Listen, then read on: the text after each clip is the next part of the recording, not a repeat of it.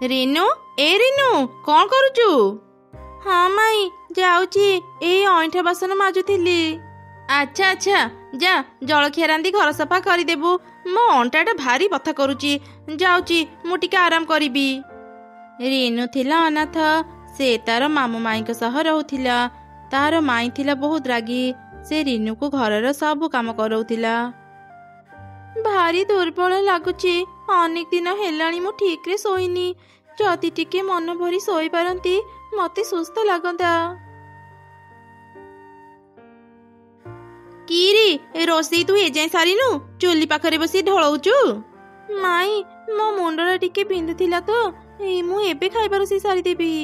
କେତେବେଳୁ ମତେ ଭୋକ ଲାଗିଲାଣି, ତୁ ଏଯାଏଁ ଖାଇବା ରାନ୍ଧିନୁ? ମୁଁ ମୋ ଘରକୁ ଯାଉଛି। ମା ରୋଷେଇ ସାରିଲେ ମତେ ଖାଇବା ଆଣିଦେବ।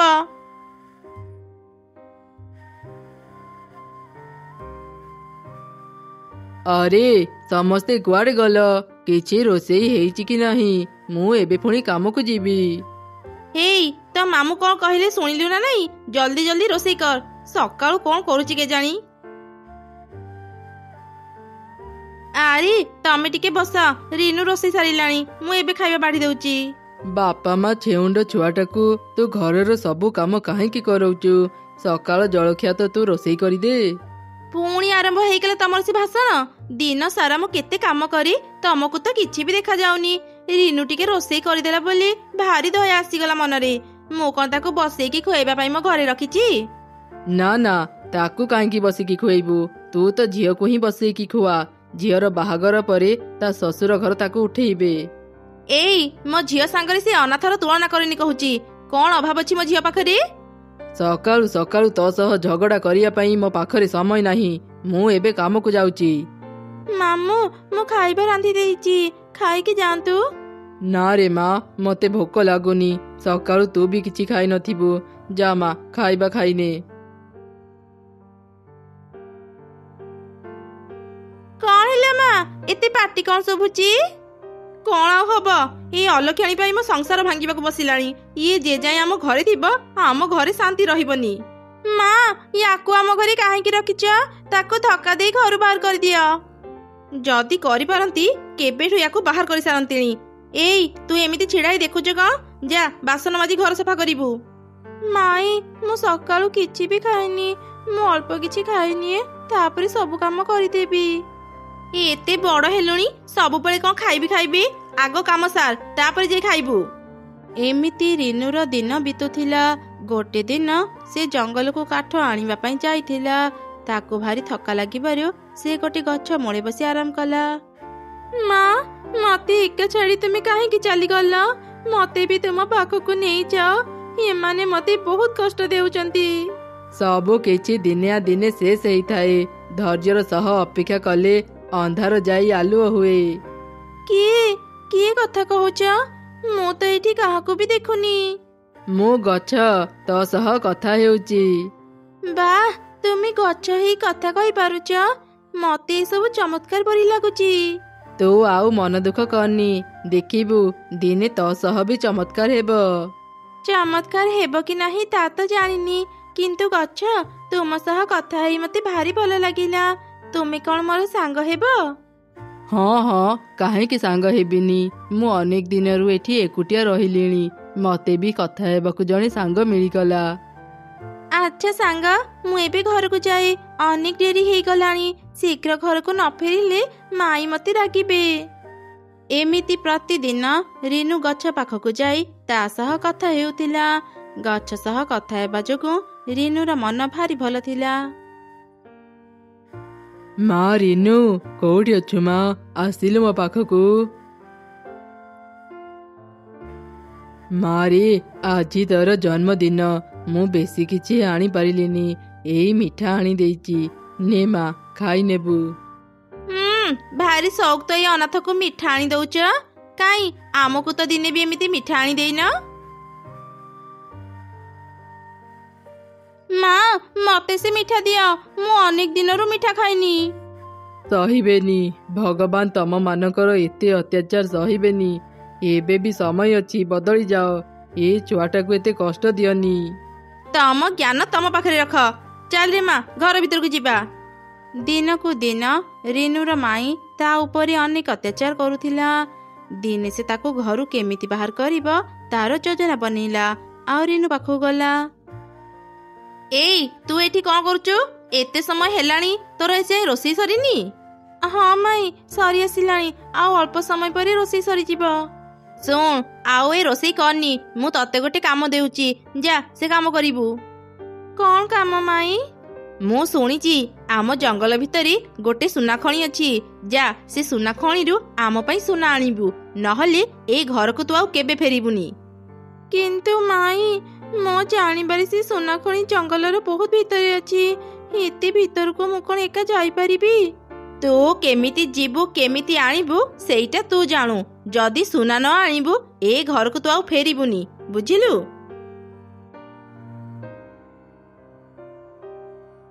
ମା, ତମ ବୁଦ୍ଧିକୁ ତ ମାନିବାକୁ ପଡିବ। ରିନୁ ଥରେ ସେ ଜଙ୍ଗଲ ଭିତରକୁ ଗଲେ ସେ ଆଉ ବଞ୍ଚିକି କେବେ ଫେରିବନି। କଣ ହେଲା ସାଙ୍ଗ, ଆଜି ତ ମନ ଏତେ ଦୁଃଖ କଣ ପାଇଁ? ମୋ ମାଇଁ କହିଛନ୍ତି ଜଙ୍ଗଲ ଭିତରେ ଗୋଟେ ସୁନା ଖଣି ଅଛି, ସେଇଠୁ ସୁନା ଆଣିବା ପାଇଁ, ନହେଲେ ସେ ମତେ ତାଙ୍କ ଘରେ ରହିବାକୁ ଦେବେନି। ଓ ଏଇ କଥା। ମୁଁ ସେ ସୁନା ଖଣି କୋଉଠି ଅଛି ଜାଣିଛି। ମୁଁ ତତେ ସେ ସୁନା ଖଣି ପାଖରେ ପହଞ୍ଚେଇ ପାରିବି। କିନ୍ତୁ କେମିତି ସାଙ୍ଗ? ମୋ ପାଖରେ ଗୋଟେ ଯାଦୁର ଚେୟାର ଅଛି। ସେ ଯାଦୁର ଚେୟାର ତତେ ନେଇ ସୁନା ଖଣି ପାଖରେ ପହଞ୍ଚେଇ ଦେବ। ହେଲେ ସାଙ୍ଗ, ମୋର ଯଦି କିଛି ବିପଦ ହୁଏ? ମୁଁ ଥାଉ ଥାଉ ତୋର କିଛି ବିପଦ ହେବନି। ସେ ସୁନା ଖଣି ଗୋଟେ ଗୁମ୍ଫା ଭିତରେ ଅଛି, ଆଉ ସେ ସୁନା ଖଣିକୁ ଗୋଟେ ରାକ୍ଷସୀ ଜଗିଛି। କଣ ହେଲା? ରାକ୍ଷସୀ? ତାହେଲେ ମୁଁ କେମିତି ରାକ୍ଷସୀ ପାଖରୁ ସୁନା ଆଣିବି? ସେଥିପାଇଁ ତୁ ଚିନ୍ତା କରନି ସାଙ୍ଗ, ଏଇ ହାରକୁ ନେ। ଏଇ ହାର ତୁ ଗୁମ୍ଫାରେ ଛୁଇଁଲେ ଗୁମ୍ଫାର ରାସ୍ତା ଖୋଲିଯିବ। ଆଉ ସେ ରାକ୍ଷସୀ ଯେତେବେଳେ ତୋ ଉପରେ ଆକ୍ରମଣ କରିବାକୁ ଆସିବ, ତୁ ତାକୁ ଏ ହାର ଦେଖି କହିବୁ ତୁ ତାର ନାତୁଣୀ, ତା ଝିଅ ତତେ ପଠେଇଛି। ଏବେ ଯା ସାଙ୍ଗ, ଚେୟାରରେ ବସ। ମୋ ଯାଦୁର ଚେୟାର ତତେ ସେ ଜାଗାରେ ପହଞ୍ଚେଇ ଦେବ। ତାପରେ ରିନୁ ହାର ଧରି ଚେୟାରରେ ବସିଲା। ଯାଦୁର ଚେୟାର ରିନୁକୁ ଗୁମ୍ଫା ପାଖରେ ପହଞ୍ଚେଇ ଦେଲା। ରିନୁ ଗୁମ୍ଫା ଖୋଲି ଭିତରକୁ ଗଲା।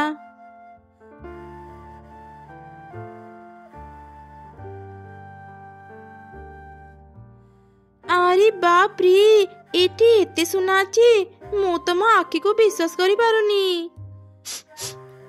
ଏମିତି କଣ ଗୋଟେ ଚଢେଇର ଗନ୍ଧ ଆସୁଛି? କିଏ କିଏ ମୋ ଗୁମ୍ଫା ଭିତରେ ପଶିଲା? ଆରେ ଏଇ ତ ଗୋଟେ ଚଢେଇ ମୋ ଗୁମ୍ଫାକୁ ଆସିଛି। ଅନେକ ଦିନରୁ ମୁଁ ଚଢେଇ ମାଂସ ଖାଇନି। ଆଜି ମତେ ତାଜା ତାଜା ଚଢେଇ ମାଂସ ଖାଇବାକୁ ମିଳିବ।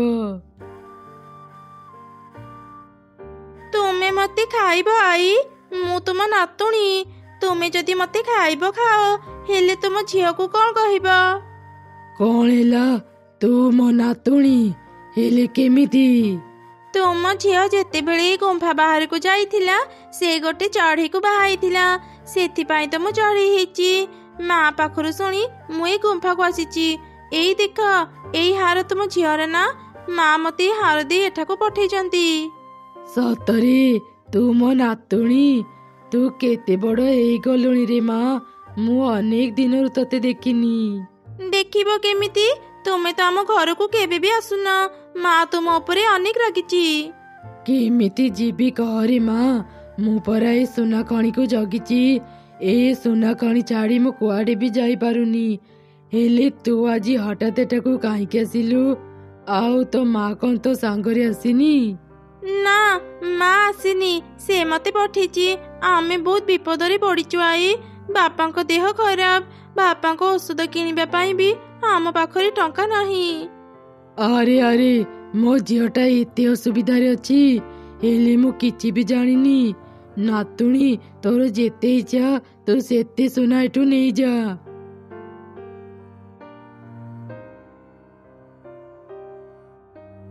ହେଇଗଲା ଆଈ, ଏବେ ମୁଁ ଯାଉଛି। ଏତେ ଶୀଘ୍ର ଚାଲିଯିବୁ? ଆଜି ଦିନଟା ମୋ ପାଖରେ ରହିଯା। ନାଇଁ ଆଈ, ବାପାଙ୍କ ଦେହ ଖରାପ। ମୁଁ ଘରକୁ ଗଲେ ତାଙ୍କ ଚିକିତ୍ସା କରିବୁ। ହଁ, ତା ବି ଠିକ। ଆଚ୍ଛା ଠିକ ଅଛି ମା, ତୁ ଏବେ ଯା। ହେଲେ ଶୁଣ, ଏ ସୁନା ଗହଣା ତୁ ବିକ୍ରି କରିବୁ, କେବେ ବି ନିଜେ ବ୍ୟବହାର କରିବୁନି, ନହେଲେ ତୋର ବିପଦ ହେବ। ଏବେ ତୁ ଯା, ସାବଧାନରେ ଯିବୁ।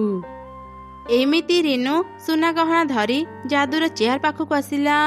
ଯାଦୁର ଚେୟାର ରିନୁକୁ ଗଛ ପାଖରେ ପହଞ୍ଚେଇ ଦେଲା। ଧନ୍ୟବାଦ ସାଙ୍ଗ, ତୁମେ ମୋର ଆଜି ବହୁତ ବଡ଼ ଉପକାର କଲ। ମୁଁ ଯଦି ତୁମ ପାଇଁ କିଛି କରିପାରିବି ବହୁତ ଖୁସି ହେବି। ସାଙ୍ଗ, ତୁ ଯଦି ମୋ ପାଇଁ କିଛି କରିବାକୁ ଚାହୁଁଛୁ ତେବେ ମତେ କାଟିଦେ। ନା ନା, ମୁଁ ତୁମକୁ କେମିତି କାଟି ପାରିବି? ତୁମେ ମୋ ସାଙ୍ଗ, ସାଙ୍ଗ ହେଇ ମୁଁ ତୁମର କ୍ଷତି କେମିତି କରିବି? ଆଚ୍ଛା ଠିକ ଅଛି, ଏବେ ତୁ ଘରକୁ ଯା ସାଙ୍ଗ, ତୋ ମାମୁଁ ତୋ ପାଇଁ ବ୍ୟସ୍ତ ହେଉଥିବେ।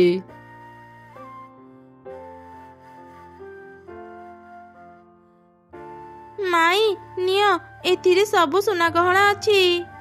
ତୁ ସତରେ ସୁନା ଆଣିଛୁ? ଆରେ ମା, ଦେଖି ଏଠି କେତେ ସୁନା ଅଛି। ଆମେ ଏବେ ଧନୀ ହେଇଗଲେ। ଏତେ ସାରା ସୁନା ତମେ ମାନେ କୋଉଠୁ ଆଣିଲ? ଏଇଟା ଆମର ଭାଗ୍ୟ। ଆମ ଭାଗ୍ୟରେ ଥିଲା ବୋଲି ଆମେ ଏତେ ସୁନା ପାଇଲୁ। ମା ଦେଖ, ଏ ହାରଟା କେତେ ସୁନ୍ଦର ହେଇଛି ନା? ନିଅ ମା, ତମେ ଗୋଟେ ନିଅ।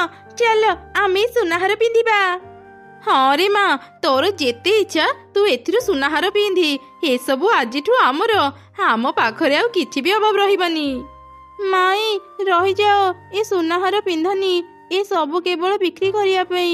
ଏସବୁ ଆମେ ବ୍ୟବହାର କଲେ ଆମର ବିପଦ ହେବ। ଆମେ ତତେ ଏଇ ସୁନାହାର ଦେବୁନି, ସେଥିପାଇଁ ତୁ ଆମକୁ ଏମିତି ମିଛ କହୁଛୁ ନା? ତୁ ଯେତେ ମିଛ କହିଲେ ବି ଆମେ ତତେ ଗୋଟେ ବି ସୁନାହାର ଦେବୁନି। ତୁ ଏଠୁ ଚାଲିଯା। ରିନୁର କଥାକୁ ବିଶ୍ୱାସ ନ କରି ସେ ଦୁଇ ଜଣ ସୁନାହାର ପିନ୍ଧିଲେ। ଯେମିତି ସେମାନେ ସୁନାହାର ପିନ୍ଧିଲେ, ସେମାନେ ଦୁଇଟି ବେଙ୍ଗ ପାଲଟି ଗଲେ। ବିନାଶ କାଳେ ବିପରୀତ ବୁଦ୍ଧି। ଦେଖିଲ, ଅତି ଲୋଭ କଲ ବୋଲି ତମମାନଙ୍କର କ'ଣ ଅବସ୍ଥା ହେଲା। ଏବେ ଯାଅ, ଜୀବନ ସାରା ଏମିତି ବେଙ୍ଗ ହେଇ ବିତାଅ। ମାରେ, ଏସବୁ କ'ଣ ହଉଛି? ମତେ ବି କିଛି କହ। ରେନୁ ତାର ମାମୁଁକୁ ଘଟିଥିବା ସବୁ ଘଟଣା କହିଲା। ତାହେଲେ ତ ସେ ଗଛକୁ ଧନ୍ୟବାଦ ଜଣାଇବା କଥା। ସେ ତତେ ଅନେକ ସାହାଯ୍ୟ କରିଛି। ହଁ ମାମୁଁ, ଚାଲ ଆମେ ଏବେ ହିଁ ସେ ଗଛ ପାଖକୁ ଯିବା। ମୁଁ କହିଥିଲି ନା ସାଙ୍ଗ, ଦିନେ ନା ଦିନେ ତୋର ସବୁ ଦୁଃଖ ଦୂର ହେଇଯିବ। ଏବେ ତତେ ଆଉ କେହି ବି କଷ୍ଟ ଦେବେନି। ହଁ ସାଙ୍ଗ, ଏସବୁ ତୁମ ପାଇଁ ସମ୍ଭବ ହେଇଛି। ତୁମକୁ ଅନେକ ଅନେକ ଧନ୍ୟବାଦ। ଧନ୍ୟବାଦ ଯଦି ଦେଉଛୁ ସାଙ୍ଗ, ମୋ ଉପରେ ଗୋଟେ ଉପକାର କର, ମତେ କାଟିଦେ। ନା ନା, ଏହା ସମ୍ଭବ ନୁହଁ। ମୁଁ ତୁମକୁ କେମିତି କାଟିବି? ଭୟ କରନି ସାଙ୍ଗ, ମୋର କିଛି ହେବନି, ଓଲଟା ମୋର ଉପକାର ହେବ। ମାରି, ଗଛ ଯଦି କହୁଛି ତୁ ତାକୁ କାଟିଦେ। ସାଙ୍ଗ, ତୁମକୁ ଭାରି କଷ୍ଟ ହେବ, ହେଲେ ତୁମ ଖୁସି ପାଇଁ ମୁଁ ଏମିତି କରିବାକୁ ବାଧ୍ୟ ହେଉଛି।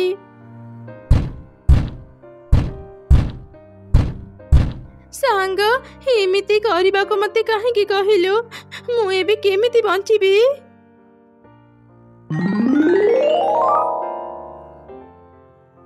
ଆରେ ରେନୁ, ତୁ କାନ୍ଦୁଛୁ କାହିଁକି? ଏଇ ଦେଖେ, ମୁଁ ତ ପାଖରେ ଅଛି, ମୁଁ ତ ସାଙ୍ଗ। କିଏ କିଏ ତୁମେ? ମୁଁ ପାଖ ଜଙ୍ଗଲର ରାଜକୁମାର। ସେ ସୁନା ଖଣି ରାକ୍ଷସୀର ମାୟାଜାଲ ପାଇଁ ମୁଁ ଗଛ ପାଲଟି ଯାଇଥିଲି। ରାକ୍ଷସୀ ତାର ଜୀବନ ମୋ ଗଛରେ ରଖି ମତେ ସେ ଗଛରେ ବନ୍ଦୀ କରିଥିଲା। ତୁ ସେ ଗଛ କାଟିବା ଯୋଗୁଁ ରାକ୍ଷସୀର ମୃତ୍ୟୁ ହେଲା, ଆଉ ମୁଁ ମୋ ପୂର୍ବ ରୂପ ଫେରି ପାଇଲି। ମାମୁଁ, ଆପଣ ବଡ଼, ମୁଁ ଆପଣଙ୍କର ଅନୁମତି ନେଇ ରିନୁକୁ ବାହା ହେବାକୁ ଚାହୁଁଛି। ଏଥିରେ ଆପଣଙ୍କର କିଛି ଆପତ୍ତି ନାହିଁ ତ? ନା ନା, ମୋର କିଛି ବି ଆପତ୍ତି ନାହିଁ। ତମ ଦୁଇ ଜଣଙ୍କ ପାଇଁ ମୁଁ ବହୁତ ଖୁସି। ମୋ ଝିଅ ପାଇଁ ଆଜି ମୋର ଚିନ୍ତା ଦୂର ହେଲା। ଯାଅ, ବାହା ହେଇ ଖୁସିରେ ରୁହ। ମୋ ଆଶୀର୍ବାଦ ସବୁବେଳେ ତମମାନଙ୍କ ଉପରେ ଅଛି। ତାପରେ ସେ ରାଜକୁମାର ରିନୁକୁ ବାହା ହେଇ ତା ରାଜ୍ୟକୁ ଗଲା।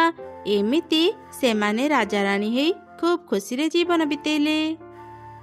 ମା, ଆଜି ଆମେ କୋଉଠିକି ଯାଉଛେ? ଆରେ ମା, ମୁଁ କାଲି ଗୋଟେ ଭଲ ଘାସ ବଗିଚା ଦେଖି ଆସିଛି। ଆଜି ଆମେ ସେଠାକୁ ଯିବା, ଆଉ କଅଣିଆ ଘାସ ଖାଇକି ଆସିବା। ମା ହରିଣ ତା ଛୁଆ ସହ ଘାସ ଖାଉଥିଲା। ସେତେବେଳେ କିଛି ଶିକାରୀ ଜଙ୍ଗଲରେ ବୁଲୁଥିଲେ। ସେମାନେ ମା ହରିଣକୁ ଦେଖି ତାକୁ ଧରିବା ପାଇଁ ତା ଉପରକୁ ତୀର ମାରିଲେ। ଶିକାରୀ ମାନେ ଏଠାକୁ ଚାଲି ଆସିଛନ୍ତି। ମାରି ତୁ ଏଠି ଆଉ ରହନି, ଶୀଘ୍ର ଏଠୁ ଚାଲିଯା, ନହେଲେ ସେମାନେ ତତେ ବି ମାରିଦେବେ। ନାଇଁ ମା, ମୁଁ ତମକୁ ଛାଡ଼ି କୁଆଡ଼େ ବି ଯିବିନି, ମୁଁ ତମକୁ ମୋ ସାଙ୍ଗରେ ନେଇଯିବି।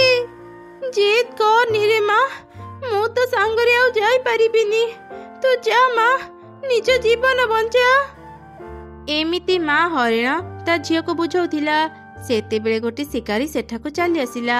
ଶିକାରୀକୁ ଦେଖି ହରିଣ ଛୁଆ ଦୌଡ଼ିକି ସେଠାରୁ ଚାଲିଗଲା। ଦୁଷ୍ଟ ଶିକାରୀ ମୋ ମାକୁ ମାରି ତା ସାଙ୍ଗରେ ନେଇଗଲା, ସେ ମତେ ବି ଖୋଜୁଥିବ। ମୁଁ ଯଦି ଏବେ ମୋ ଘରକୁ ଫେରିବି, ଶିକାରୀ ମତେ ବି ମାରିଦେବ। ଏବେ ମୁଁ କୁଆଡ଼େ ଯିବି, କୋଉଠି ରହିବି?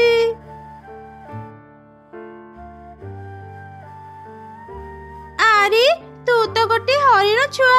ମୋ ଜାଣିବାରେ ସବୁ ହରିଣ ମାନେ ଗଭୀର ଜଙ୍ଗଲରେ ରୁହନ୍ତି। ତାହେଲେ ତୁ ଏଠି ଏକୁଟିଆ କଣ କରୁଛୁ?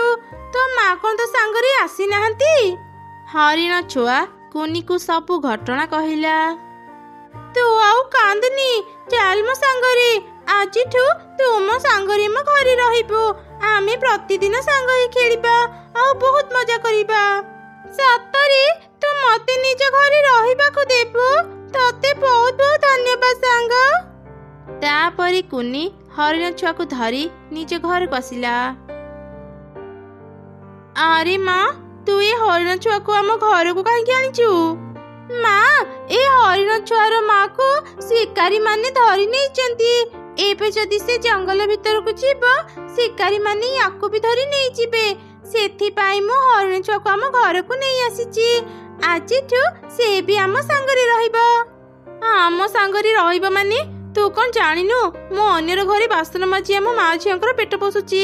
ଏ ପରିସ୍ଥିତିରେ ମୁଁ ଏ ହରିଣ ଛୁଆକୁ କେମିତି ଖାଇବା ଦେବି?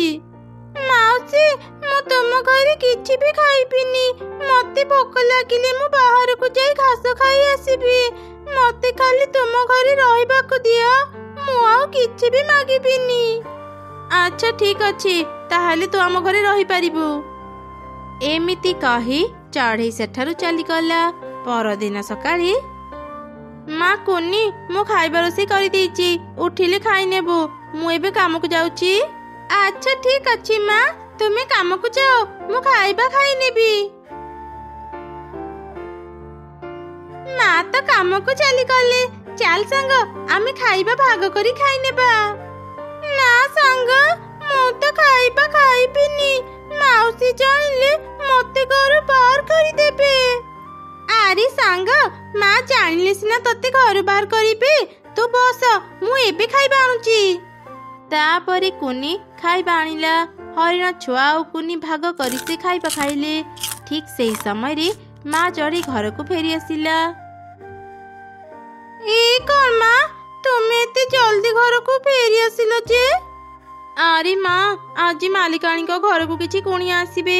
ମୋର ଆଜି ଘରକୁ ଫେରୁ ଫେରୁ ଡେରି ହେବ। ତୁ ବ୍ୟସ୍ତ ହେବୁ ଭାବି ମୁଁ ତତେ କହିବାକୁ ଚାଲି ଆସିଲି। ଏ କଣ ହରିଣ ଛୁଆ, ତୁ ତ କହିଥିଲୁ ତୁ ଆମ ଘରେ ଖାଇବା ଖାଇବୁନି, ହେଲେ ମୁଁ ଘରୁ ଗଲା ପରେ ତୁ ମୋ ଝିଅର ଖାଇବା ନେଇ ଖାଉଛୁ। ମା, ତାକୁ ଜମା ବି ରାଗନି, ମୁଁ ତାକୁ ଖାଇବା ଦେଇଛି, ସେ ତ ମନା କରୁଥିଲା। ମାଉସୀ, ମୋର ଭୁଲ ହେଇଗଲା, ମୁଁ ସତ କହୁଛି, ମୁଁ କୁନିର ଖାଇବା ଖାଇବାକୁ ଚାହୁଁନଥିଲି। ମୁଁ କିଛି ଜାଣିନି, ତୁ ନିଶ୍ଚୟ କୁନିକୁ ତା ଖାଇବା ମାଗିଥିବୁ, ସେଥିପାଇଁ ସେ ତତେ ଖାଇବା ଦେଇଛି। କୁନି, ତୁ ୟାକୁ ଯୋଉଠୁ ଆଣିଥିଲୁ, ଯା ସେଇଠି ତାକୁ ଛାଡ଼ି ଆସିବୁ। ମୁଁ ୟାକୁ ମୋ ଘରେ ଆଉ ରଖିପାରିବିନି। ନାଇଁ ମା, ଆଉ ଥରେ ସୁଯୋଗ ଦିଅ, ମୁଁ ତାକୁ ଆଉ ମୋ ଖାଇବା ଦେବିନି। ଠିକ ଅଛି, ମୁଁ ତତେ ଆଉ ଗୋଟେ ସୁଯୋଗ ଦେଉଛି। ଆଉ ଥରେ ଯଦି ଏ ହରିଣ ଛୁଆ ଆମ ଘରେ ଖାଇବା ଖାଇବ, ମୁଁ ତାକୁ ଆମ ଘରେ ରଖିବିନି। ଏମିତି କହି ମା ଚଢ଼େଇ ସେଠାରୁ ଚାଲିଗଲା। କୁନି ଆଉ ହରିଣ ଛୁଆ ବାହାରକୁ ଗଲେ। ସେମାନେ ଗୋଟେ ଗାଜର ଜମିରେ ପହଞ୍ଚିଲେ। ସାଙ୍ଗ, ଏ ଜମିରେ ଅନେକ ଘାସ ଅଛି, ତୁ ଏଠି ଖାଇବା ଖାଉଥା, ମୁଁ ପାଖରେ ଖେଳୁଛି, ତାପରେ ଆମେ ଘରକୁ ଯିବା। ଏମିତି କୁନି ଖେଳିଲା। ହରିଣ ଛୁଆ ଗାଜର ଜମିରୁ କିଛି ଗାଜର ପତ୍ର ଖାଉଥିଲା। ସେତେବେଳେ ଗାଜର ଜମିର ମାଲିକ କାଉ ତାକୁ ଦେଖିଲା। ସେ ରାଗି ଯାଇ ଗୋଟେ ବଡ଼ ଲାଠି ଧରି ସେଠାକୁ ଆସିଲା ଆଉ ହରିଣ ଛୁଆକୁ ପିଟିଲା। ବଦମାସ ହରିଣ ଛୁଆ, ଜଙ୍ଗଲ ଭିତରୁ ଆସି ମୋ ଜମିର ଗାଜର ପତ୍ର ଖାଉଛୁ। ଆଜି ତ ମୁଁ ତତେ ପିଟି ପିଟି ମାରିଦେବି। ନାଇଁ ନାଇଁ, ମତେ ମାରନି, ମତେ ଭାରି କଷ୍ଟ ହେଉଛି। ସାଙ୍ଗ କୁଆଡେ ଗଲୁ? ମତେ ବଞ୍ଚା। ଏ କଣ, କାଉ ଅଙ୍କଲ ମୋ ସାଙ୍ଗକୁ କାହିଁକି ପିଟୁଛନ୍ତି? ରହିଯାଉ କାଉ ଅଙ୍କଲ, ମୋ ସାଙ୍ଗକୁ ପିଟନି, ତାକୁ ଛାଡ଼ି ଦିଅ। ପିଟିବିନି କାହିଁକି? ଦେଖେ, ଏ ହରିଣ ଛୁଆ ମୋ ଜମିର କେତେ ଗାଜର ପତ୍ର ଖାଇ ଦେଇଛି। ତାର କିଛି ବି ଭୁଲ ନାହିଁ କାଉ ଅଙ୍କଲ। ମୁଁ ତାକୁ କହିଥିଲି ଏ ଜମିର ଘାସ ଖାଇବା ପାଇଁ, ସେ ବୋଧେ ଭୁଲରେ ଗାଜର ପତ୍ର ଖାଇ ଦେଇଛି। ଏଇ ଥରକ ଆମକୁ କ୍ଷମା କରିଦିଅ, ଆମେ ଆଉ କେବେ ବି ତୁମ ଜମିକୁ ଆସିବୁନି। ଠିକ ଅଛି, ମୁଁ ଆଜି ତମମାନଙ୍କୁ ଛାଡ଼ି ଦେଉଛି, ହେଲେ ଆଉ ଦିନେ ବି ମୋ ଜମି ପାଖକୁ ଆସିବନି, ନହେଲେ ମୁଁ ତମମାନଙ୍କୁ ଜମା ବି ଛାଡ଼ିବିନି। ସାଙ୍ଗ ମତେ କ୍ଷମା କରିଦେ, ମୋ ପାଇଁ ତୁ ଆଜି ବହୁତ ମାଡ଼ ଖାଇଲୁ। ଚାଲେ, ମୁଁ ତତେ ଆଉ ଗୋଟେ ଜାଗାକୁ ନେଇଯିବି, ଯୋଉଠି କାହାର ବି ଜମି ନଥିବ। ଏମିତି କୁନି ହରିଣ ଛୁଆକୁ ଆଉ ଗୋଟେ ଘାସ ପଡ଼ିଆକୁ ନେଇଗଲା। ହରିଣ ଛୁଆ ସେଠି ଘାସ ଖାଇଲା। ସେତେବେଳେ ସେମାନେ ଦେଖିଲେ ମିଟୁ ବାହା ହେଇ ଘରକୁ ଯାଉଛି। ଏଇ ଦେଖ ସାଙ୍ଗ, ମିଟୁ ଅଙ୍କଲ ବାହା ହେଇ ଘରକୁ ଯାଉଛନ୍ତି। ତାଙ୍କ ସ୍ତ୍ରୀ କେତେ ସୁନାର ଗହଣା ପିନ୍ଧିଛନ୍ତି ନା। ମିଟୁ ଅଙ୍କଲ ଆମ ଜଙ୍ଗଲରେ ସବୁଠୁ ଧନୀ ଚଢ଼େଇ। ତାଙ୍କ ଘରେ ଅନେକ ସୁନାର ଗହଣା ଅଛି। ସାଙ୍ଗ, ତୁମ ଘରେ କଣ ସୁନାର ଗହଣା ନାହିଁ? କଣ କହୁଛୁ ସାଙ୍ଗ? ଆମେ ଠିକରେ ଖାଇବା ପାଉନୁ, ସେମିତିରେ ଆମେ ସୁନାର ଗହଣା କେମିତି କିଣିବୁ? ସୁନାର ଗହଣା କିଣିବାକୁ ହେଲେ ଅନେକ ଟଙ୍କା ଲାଗେ। ସାଙ୍ଗ, ତୁ ଗହଣା ନେବୁ? ମୋ ସାଙ୍ଗରେ ମୋ ଘରକୁ ଚାଲେ। ଆମେ ଯୋଉ ଗୁମ୍ଫାରେ ରହୁଥିଲୁ ସେଠି ଅନେକ ସୁନା ଗହଣା ଅଛି। ହେଲେ ତମେ ମାନେ ଏତେ ସୁନାର ଗହଣା କୋଉଠୁ ପାଇଲ? ଦିନେ ମୁଁ ଆଉ ମୋ ମା ଜଙ୍ଗଲରେ ବୁଲୁଥିଲୁ, ସେତେବେଳେ ଆମେ ଗୋଟେ ସୁନାର ଗହଣା ବାକ୍ସ ପାଇଲୁ। ମା ସେ ଗହଣା ବାକ୍ସ ଆଣି ଆମ ଘରେ ରଖିଛନ୍ତି। ସତରେ ତୋ ଘରେ ଅନେକ ସୁନାର ଗହଣା ଅଛି? ତେବେ ଚାଲ, ଏବେ ହିଁ ତ ଘରକୁ ଯିବା। ହେଲେ ଶୁଣ, ଟିକେ ସାବଧାନରେ ଯିବା। ଶିକାରୀକୁ ଯଦି ରାସ୍ତାରେ ଦେଖିବା, ଆମେ ଶୀଘ୍ର ସେଠାରୁ ଚାଲି ଆସିବା। ଏମିତି କଥା ହେଇ ସେମାନେ ହରିଣ ରହୁଥିବା ଗୁମ୍ଫା ପାଖକୁ ବାହାରିଲେ। କିଛି ସମୟ ପରେ ସେମାନେ ସେ ଗୁମ୍ଫାରେ ପହଞ୍ଚିଲେ। ଆରେ ବା ସାଙ୍ଗ, ତୋ ପାଖରେ ତ ଅନେକ ସୁନାର ଗହଣା ଅଛି। ଏସବୁ ଯଦି ଆମେ ମାକୁ ଦେବା, ସେଇ ଗହଣା ବିକ୍ରି କରି ତୋ ପାଇଁ ବି ଖାଇବା କିଣି ପାରିବେ। ସୁନାର ଗହଣା ବିକ୍ରି ବି କରନ୍ତି? ଏକଥା ତ ମୁଁ ଜାଣିନଥିଲି, ନହେଲେ ତତେ ଏକଥା କେବେଠୁ କହିସାରନ୍ତିଣି। ଚାଲ ତାହେଲେ, ଏ ସବୁ ସୁନାର ଗହଣା ନେଇ ଏବେ ତ ଘରକୁ ଯିବା। ସେମାନେ ସବୁ ସୁନାର ଗହଣା ଧରି ଘରକୁ ଆସିଲେ। କିଛି ସମୟ ପରେ ଅନ୍ଧାର ହେଇଗଲା। ମା ଚଢ଼େଇ ତା ଘରକୁ ଫେରିଲା। ମା, ତୁମେ ଆସିଗଲ? ଆମେ କେତେବେଳୁ ତୁମକୁ ଅପେକ୍ଷା କରି ବସିଥିଲୁ। ତମେ ମାନେ ମତେ କାହିଁକି ଅପେକ୍ଷା କରିଥିଲ? ମା, ଏ ବାକ୍ସକୁ ଖୋଲ। ଏ ବାକ୍ସରେ ଅନେକ ସୁନାର ଗହଣା ଅଛି। ଏସବୁ ହରିଣ ଛୁଆ ତୁମକୁ ଆଣି ଦେଇଛି, ଯେମିତି ତୁମେ ତାକୁ ଆଉ ଘରୁ ବାହାର କରିବନି। ଆରେ ସତରେ ତ, ଏଥିରେ ତ ଅନେକ ସୁନା ଗହଣା ଅଛି। ହରିଣ ଛୁଆ, ତୁ ଏସବୁ କୋଉଠୁ ପାଇଲୁ? ହରିଣ ଛୁଆ ଚଢ଼େଇକୁ ସବୁ ଘଟଣା କହିଲା। ହରିଣ ଛୁଆ, ମତେ କ୍ଷମା କରିଦେବୁ। ମୁଁ ତୋ ସହ ବହୁତ ଖରାପ ବ୍ୟବହାର କରିଛି। କଣ କରିବି କହ?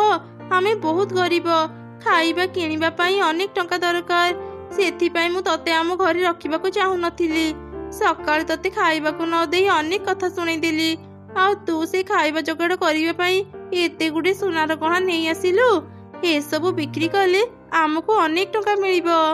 ମାଉସୀ, ଏ ସୁନାର ଗହଣା ବିକ୍ରି କରି ତୁମେ ନିଜ ପାଇଁ ଗୋଟେ ଘର କିଣ। ତୁମ ଘରର କେତେ ଜାଗା ଭାଙ୍ଗି ଯାଇଛି। ହଁ, ଘର ବି କିଣିବି, ଆଉ ଗୋଟେ ଜମି କିଣି ଚାଷ ବି କରିବି। ଆମର ଆଉ ଖାଇବାର ଅଭାବ ରହିବନି।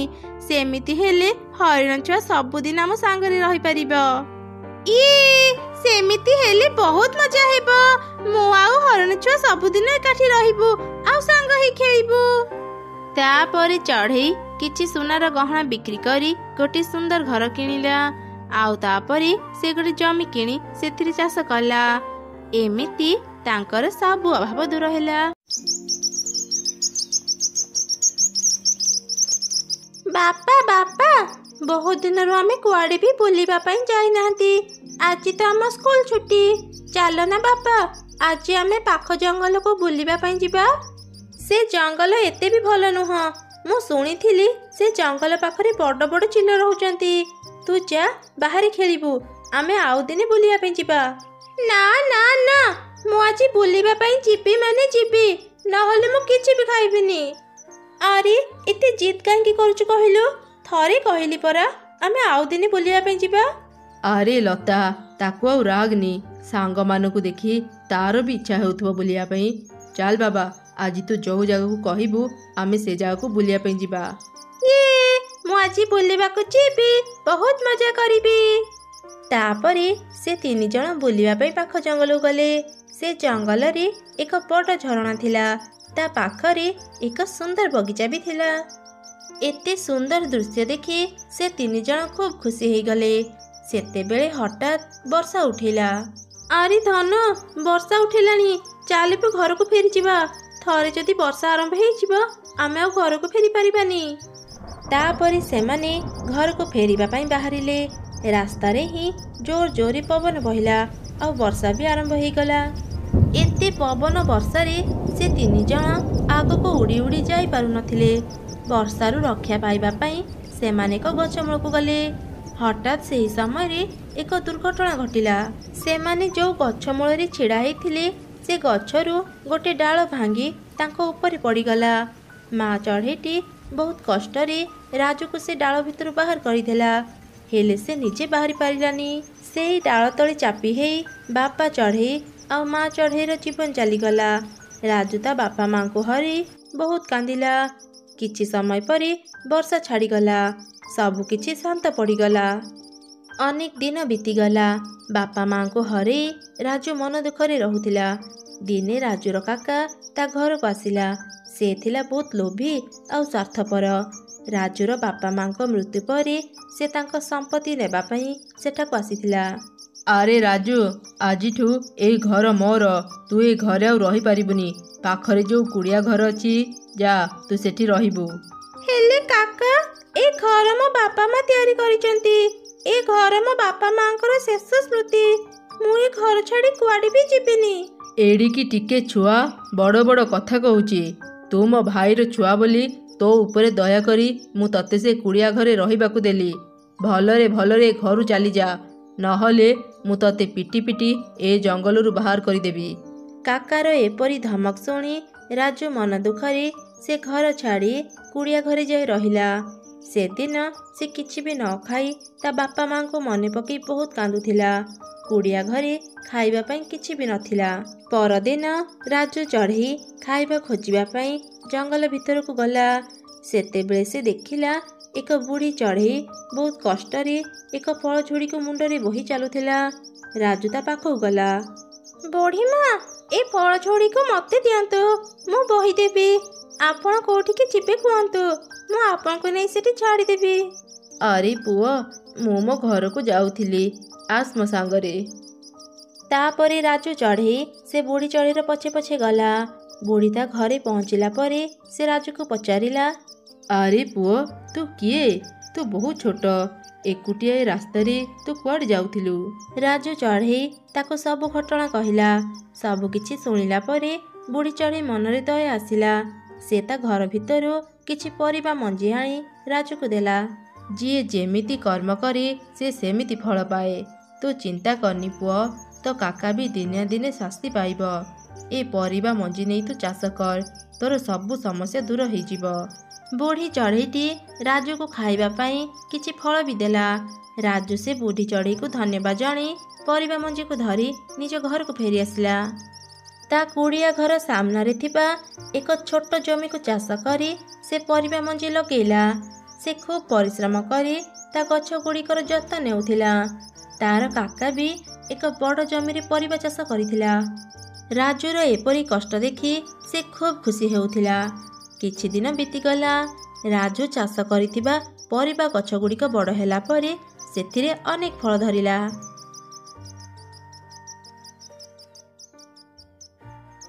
ରାଜୁ କିଛି ପରିବା ତୋଳି ବଜାରକୁ ବିକ୍ରି କରିବା ପାଇଁ ନେଇଗଲା।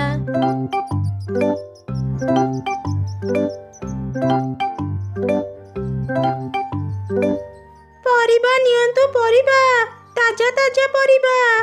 ରାଜୁର ପରିବା ତାଜା ଆଉ ସତେଜ ହେଇଥିବାରୁ ସବୁ ଚଢ଼େଇ ତା ପାଖରୁ ହିଁ ପରିବା କିଣିଲେ।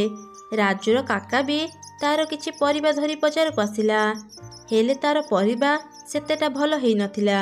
କେହି ବି ତା ପାଖରୁ ପରିବା କିଣିଲେନି। ଏମିତି 2-3 ଦିନ ଚାଲିଲା। ରାଜୁ ଚଢ଼େଇର ଏପରି ଉନ୍ନତି ଦେଖି ତା କାକା ଈର୍ଷାରେ ଜଳିଗଲା। ଏ ରାଜୁ ପାଇଁ ମୋ ପାଖରୁ କେହି ବି ପରିବା କିଣୁନାହାନ୍ତି। ଆଜି ସନ୍ଧ୍ୟା ହେଉ, ମୁଁ ତା ଘରକୁ ଯିବି। ଏ ରାଜୁ, କାଲି ସକାଳେ ତୁ ଏ ଘର ଆଉ ଏ ଜାଗା ଛାଡ଼ି ଦୂରକୁ ଚାଲିଯା। ମୁଁ କୁଆଡ଼େ ଯିବି କାକା? ଏ ଘର ଛଡ଼ା ମୋ ପାଖରେ କିଛି ବି ନାହିଁ। ମୁଁ କୋଉଠି ରହିବି? ଖାଇବି କ'ଣ? ସେ କଥା ମୁଁ ଜାଣିନି। ମୁଁ ଏବେ ଯାଉଛି, ସକାଳେ ପୁଣି ଆସିବି।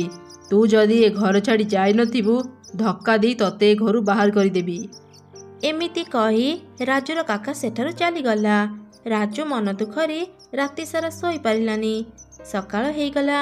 ସେ ଘର ଛାଡ଼ି ଯିବା ପୂର୍ବରୁ ପରିବା ଚାଷ ହେଇଥିବା ତା ଛୋଟ ଜମିକୁ ଗଲା। ବୁଢ଼ୀମା କହୁଥିଲେ ମୋର ସବୁ ସମସ୍ୟା ଦୂର ହେଇଯିବ, ହେଲେ ମୋ ସମସ୍ୟା ତ ବଢ଼ିଗଲା। ଆଜି ମୁଁ ଏ ଜାଗା ଛାଡ଼ି ଚାଲିଯିବି।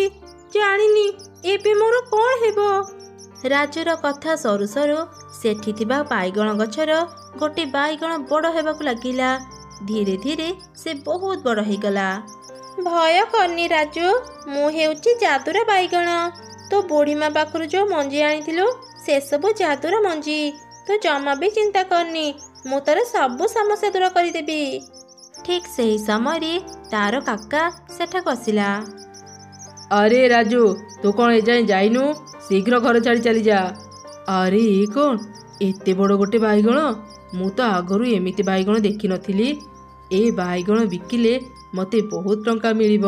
ଏମିତି ଚିନ୍ତା କରି ରାଜୁର କାକା ଯେମିତି ବାଇଗଣ କାଟିବାକୁ ଚେଷ୍ଟା କଲା, ବାଇଗଣଟି ଉପରକୁ ଉଠିଗଲା।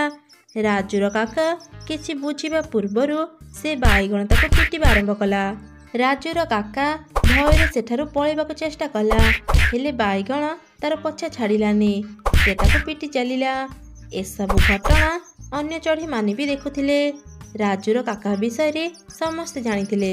ଏଇ ଦୁଷ୍ଟ ଚଢ଼େଇଟା ସେ ଛୋଟ ଛୁଆଟି ଉପରେ କେତେ ଅତ୍ୟାଚାର କରୁଥିଲା। ୟା ସହ ଯାହା ହେଇଛି ଭଲ ହେଇଛି। କେହି ବି ରାଜୁର କାକାକୁ ସାହାଯ୍ୟ କଲେ ନାହିଁ। ଶେଷରେ ସେ ଆଉ ଉପାୟ ନ ପାଇ ରାଜୁ ପାଖକୁ ଆସିଲା। ଆରେ ରାଜୁ, ମୋତେ ବଞ୍ଚା। ଏ ବାଇଗଣ ମୋତେ ମାରିଦେବ। ମୋର ଭୁଲ ହେଇଗଲା, ମୋତେ କ୍ଷମା କରିଦେ। ଯାଦୁର ବାଇଗଣ, ରୁହ ରୁହ, ଆଉ କାକାଙ୍କୁ ମାରନି। ରାଜୁ, ତୁ କହୁଛୁ ବୋଲି ମୁଁ ଆଜି ୟାକୁ ଛାଡ଼ି ଦେଉଛି, ହେଲେ ଆଉ ଦିନେ ଯଦି ଏ ତତେ ହଇରାଣ କରିବାକୁ ଚେଷ୍ଟା କରିବ, ମୁଁ ତାକୁ ଛାଡ଼ିବିନି। ନା ନା, ମୁଁ ଆଉ କେବେ ବି ରାଜୁକୁ ହଇରାଣ କରିବିନି। ମୁଁ ରାଜୁକୁ ତା ବାପା ମାର ସବୁ ସମ୍ପତ୍ତି ଫେରେଇ ଦେବି। ଏଇ ଜଙ୍ଗଲ ଛାଡ଼ି ବି ପଳେଇବି। ମୋତେ ଆଉ ମାରନି। ରାଜୁର କାକା ପାଖରୁ ଏମିତି ଶୁଣି ବାଇଗଣ ଅଟକିଗଲା। ସେ ତାକୁ ଆଉ ମାରିଲାନି। ରାଜୁର କାକା ସବୁକିଛି ତାକୁ ଦେଇ ଜଙ୍ଗଲ ଛାଡ଼ି ଚାଲିଗଲା। ରାଜୁ ତାର ସବୁକିଛି ଫେରି ପାଇ ଖୁବ୍ ଖୁସି ହେଇଗଲା। ସେବେଠାରୁ ସେ ଯାଦୁର ବାଇଗଣ ରାଜୁ ସହ ରହିଲା। ରାଜୁ ଯେତେବେଳେ ବି ତା ପରିବା ବିକ୍ରି କରିବା ପାଇଁ ବଜାରକୁ ଯାଉଥିଲା, ସେ ଯାଦୁର ବାଇଗଣଟି ଏକ ଗାଡ଼ିରେ ବଦଳି ଯାଉଥିଲା। ରାଜୁ ଚଢ଼େଇ ସେ ଗାଡ଼ିରେ କିଛି ପରିବା ରଖି ବଜାରକୁ ନେଇ ବିକ୍ରି କରୁଥିଲା। ସେ ସେଇ ବାଇଗଣ ଗାଡ଼ିରେ ବସି ସ୍କୁଲକୁ ବି ଯାଉଥିଲା। ତା ସାଙ୍ଗମାନଙ୍କୁ ବି ବାଇଗଣ ଗାଡ଼ିରେ ବସେଇ ସ୍କୁଲକୁ ନେଉଥିଲା। ସମସ୍ତେ ରାଜୁର ବହୁତ ପ୍ରଶଂସା କରୁଥିଲେ। ଏମିତି ରାଜୁ ଚଢ଼େଇ ସେ ଯାଦୁର ବାଇଗଣ ସହ ଖୁସିରେ ନିଜ ଜୀବନ ବିତେଇଲା। ନଦୀ ପାଖରେ ଏକ ଛୋଟ ଭଙ୍ଗା ଘରେ ଚମ୍ପା କାଉ ରହୁଥିଲା। ସେ ଥିଲା ବହୁତ ଗରିବ। ପ୍ରତ୍ୟେକ ଦିନ ସେ ନଦୀରୁ ମାଛ ଧରି ଖାଏ। ଯୋଉଦିନ ନଦୀରୁ ସେ ମାଛ ନ ପାଏ, ଉପାସରେ ରୁହେ। କାଉର ଘରଠାରୁ କିଛି ଦୂରରେ ରିନୁ ଚଢ଼େଇ ରହୁଥିଲା। ରିନୁ ଥିଲା ବହୁତ ଧନୀ। ସେ ସବୁ ସମୟରେ ସୁନା ଗହଣା ପିନ୍ଧି ରହୁଥିଲା। ଏହିପରି ଗୋଟେ ଦିନ, ଆଜି ଘରେ କିଛି ବି ଖାଇବା ନାହିଁ, ଭାରି ଭୋକ ଲାଗିଲାଣି। ନଦୀକୁ ଯାଇ ଦେଖେ, 2ଟା ମାଛ ପାଇଗଲେ ମୋ ପେଟ ପୁରିଯିବ।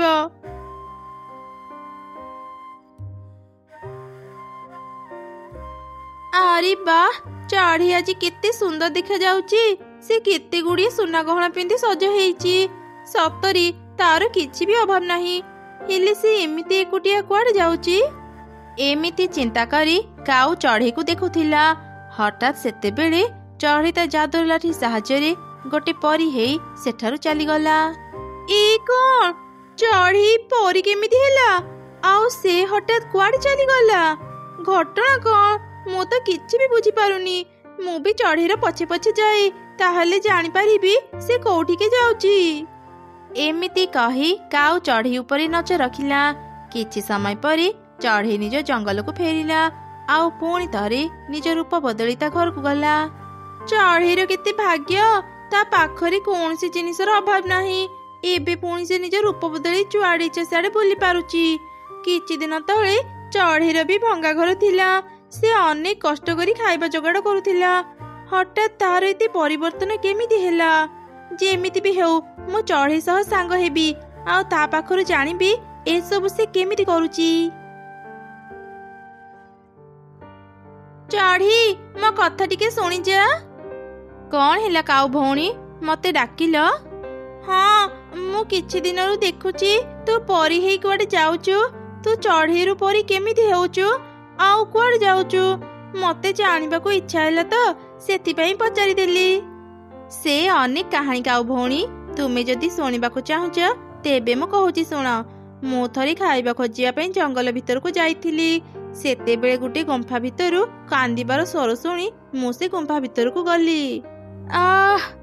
ମୁଁ ବୋଧେ ଆଉ ବଞ୍ଚିବିନି। ଅନେକ ଚେଷ୍ଟା କଲି, ହେଲେ ମୁଁ ନିଜକୁ ଆଉ ବଞ୍ଚେଇ ପାରିଲିନି। କିଏ ତୁମେ? ତୁମେ ଏମିତି କାନ୍ଦୁଛ କାହିଁକି? ଆଉ ତୁମର ଏ ଅବସ୍ଥା କିଏ କଲା? ମୁଁ ହେଉଛି ଗୋଟେ ପରୀ। ଏ ଗୁମ୍ଫାରେ ଗୋଟେ ରାକ୍ଷସୀ ରହୁଥିଲା। ତା ସହ ଲଢ଼େଇ କରି ମୋର ଏ ଅବସ୍ଥା ହେଲା। ମୁଁ ମରିଗଲି କିଛି ଅସୁବିଧା ହେବନି, କିନ୍ତୁ ମୋର 2ଟି ଛୋଟ ଛୋଟ ଛୁଆ ଅଛନ୍ତି। ତାଙ୍କ ପାଇଁ ମୋର ଭାରି ଚିନ୍ତା ହେଉଛି। ଚଢ଼େଇ, ମତେ ଟିକେ ସାହାଯ୍ୟ କର। ମୋ 2 ଛୁଆଙ୍କ ଦେଖାଶୁଣା କର। କଣ କହୁଛ ପରୀ? ମୁଁ କେମିତି ତମ ଛୁଆଙ୍କର ଦେଖାଶୁଣା କରିବି? ଆଉ ସେମାନେ ଏବେ କୋଉଠି ଅଛନ୍ତି? ଏଠାରୁ କିଛି ଦୂରରେ ପରୀ ରାଜ୍ୟ ଅଛି। ସେଠି ମୋର 2 ଛୁଆ ଅଛନ୍ତି। ମୋର ଏ ଚାଦର ଲାଠି ନେଇଯା। ଏ ଚାଦର ଲାଠି ସାହାଯ୍ୟରେ ତୁ ତାଙ୍କ ପାଖରେ ପହଞ୍ଚି ପାରିବୁ।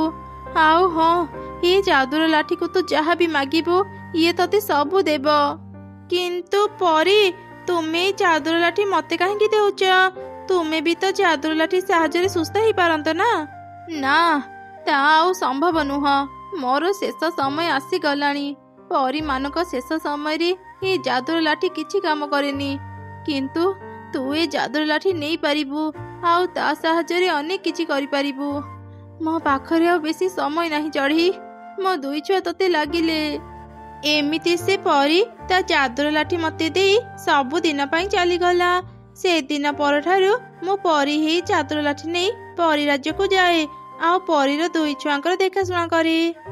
ଓ ଆଚ୍ଛା, ସେଥିପାଇଁ ତାହେଲେ ତୁ ଖୁବ୍ ଶୀଘ୍ର ଏତେ ଧନ ସମ୍ପତ୍ତିର ମାଲିକାଣୀ ହେଇଗଲୁ। ହଁ କାଉ ଭଉଣୀ, ତୁମେ ଠିକ୍ କହିଲ। ଏହିପରି ପ୍ରତ୍ୟେକ ଦିନ କାଉ ଆଉ ଚଢ଼େଇ କିଛି ସମୟ କଥା ହେଉଥିଲେ। ଯେତେବେଳେ ବି କାଉ ଚଢ଼େଇ ସହ କଥା ହେଉଥିଲା ତା ଦୁଃଖ କଥା ଚଢ଼େଇକୁ କହୁଥିଲା। ଚଢ଼େଇ ତା ଯାଦୁର ଲାଠି ସାହାଯ୍ୟରେ କାଉକୁ କିଛି ସୁନା ଟଙ୍କା ଦେଇ ସାହାଯ୍ୟ କରୁଥିଲା, ଯାହା ଫଳରେ କାଉର ଜୀବନ ଖୁସିରେ ବିତୁଥିଲା।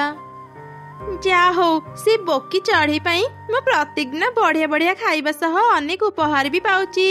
ମତେ ଆଉ ଜମା କାମ କରିବାକୁ ପଡୁନି।